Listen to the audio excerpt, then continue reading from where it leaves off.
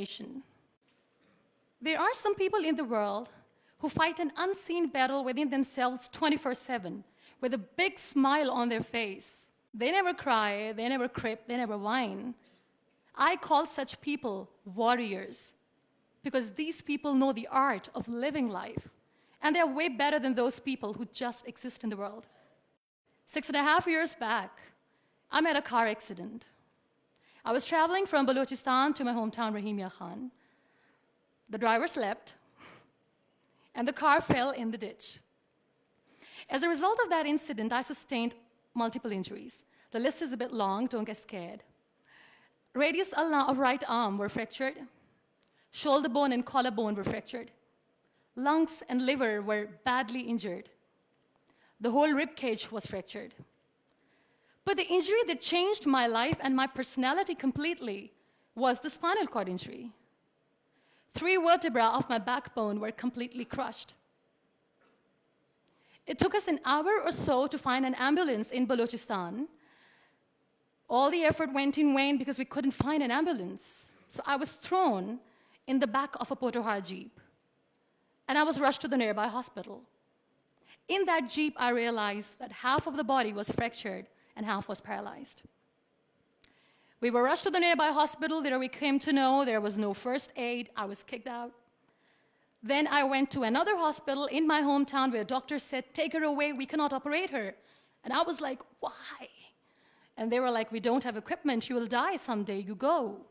I was kicked out again. But I finally ended up in a comparatively better hospital in Karachi.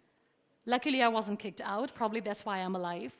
So I stayed in that hospital for 2.5 months. I underwent 3 major, 2 minor surgeries. The doctors have put a lot of metal in my arm, a lot of metal in my backbone. So I feel more like an iron lady now. But those 2.5 months that I spent in the hospital were dreadful. I was in severe pain, both physically and psychologically. Many people left. Very close ones. The ones who were supposed to stay with me were the ones who left me when I needed them the most. I was devastated. Life was completely pointless, aimless, colorless. I was tired of wearing the white scrubs, looking at the white walls, doing nothing, sitting idle. I really didn't want to live. But then I realized that instead of crying for the people who were not meant to be with me, and for the legs which I have lost, I have people around me who want to see me alive. I have so much to be grateful for. So let's stop cribbing, stop whining, because it's pointless. The best decision that I took in my entire life was the painting that I made in the hospital with a deformed hand. That's how I added colors in my colorless life. That's how this adversity helped me in exploring an artist in me. That's how this art kept me alive through this whole journey. Then I was moved to Islamabad. I stayed in my room on the bed, confined for 2 years, because I developed multiple pressure ulcers and a variety of infections and allergies. Now, this whole traumatic journey of 2 years and 2.5 months being bedridden, doing nothing, the only thing that kept me alive was art. What a beautiful medium art is, that without uttering a single word, you express yourself. What a beautiful escape it was. But the day I sat on the wheelchair for the first time, I was a completely different person. I still remember that I looked at myself in the mirror and I said, "You cannot wait for a miracle to come and make you walk. You cannot wait for the stem cell treatment because it's very expensive. You cannot wait and sit in the corner of the room crying and begging for mercy because people don't have time." So the only thing that I could do was to accept myself the way I was. The sooner, the better. That's what I did. I really wanted to make myself financially strong. Let's become professional. I started to find some jobs. A very good friend of mine, Fine Day, updated a status on Facebook saying, "We want content writers." And like a cribber, I commented, "I wish I could." I was called for that interview, and I was hired as one of the content writers for Pakistan's first official websites, heartofasia.pk. Salman Taseer Late was the CEO. That's how I started my professional career. So I was becoming financially strong, stable, content writing was good. I was constantly exhibiting my work in different galleries. I was flourishing as an artist. Life was easy, but I wasn't happy. I was not contented because I was constantly aiming high. I was thinking big. I didn't know how I'm going to do, but I knew that I wanted to do something big for people, for the country.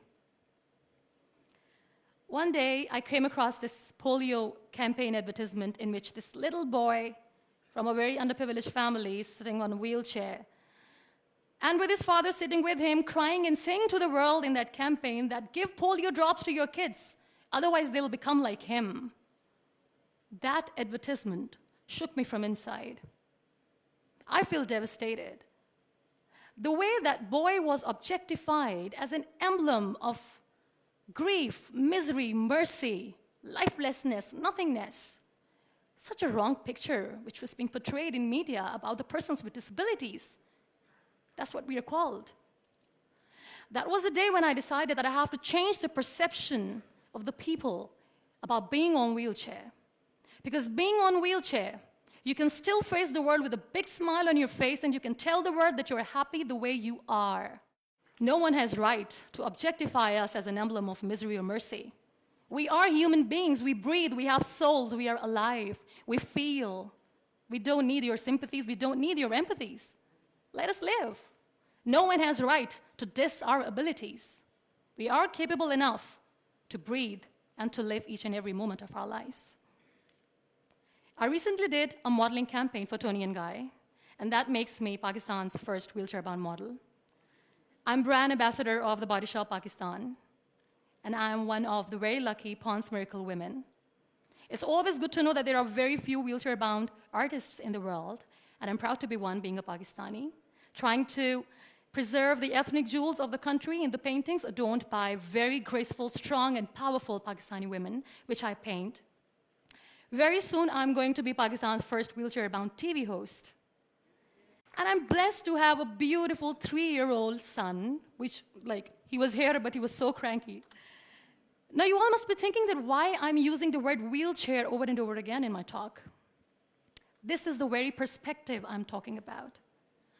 This wheelchair is not my weakness. This wheelchair is not an adversity. This is my strength because the kind of attention that I get when I go anywhere is priceless. Everyone loves to be in the limelight. I have started enjoying to be in the limelight too. This is the very perspective I'm talking about. This wheelchair has given me an opportunity to explore what I had in me and I never knew it. I feel really sorry for some people who play this blame game. They say they feel caged. They cannot perform well, they cannot excel because system is not allowing them to do. The government, Pakistan, the whole world, society, economy is not letting them grow as a person. They're not excelling in their careers. They say they're caged. I feel sorry. I can undoubtedly say that I'm caged because when I get up in the morning, I'm unable to sit on my own. I'm unable to shift from the bed to the wheelchair, from the wheelchair to the car, from the car to the wheelchair. I need an assistant 24/7 to do little things in life. Let's make it more simple. When I feel thirsty at midnight, and when I forget, which I always do, when I forget to keep my water bottle on my nightstand, and when I don't see anyone around to help me, I stay thirsty for the whole night because I'm unable to get a glass of water for myself. I can undoubtedly say that I'm caged by my body, but my mind is free, and so is my soul, and so is my spirit. I can still dream big. I can still think big. I can still aim high. I can still aspire to inspire. Nothing should stop me. This wheelchair should not be the reason or an excuse of not doing anything in life. I still have big dreams. I still have big plans. And I still have to work on that. Be grateful for what you have. And trust me, you will always end up having more.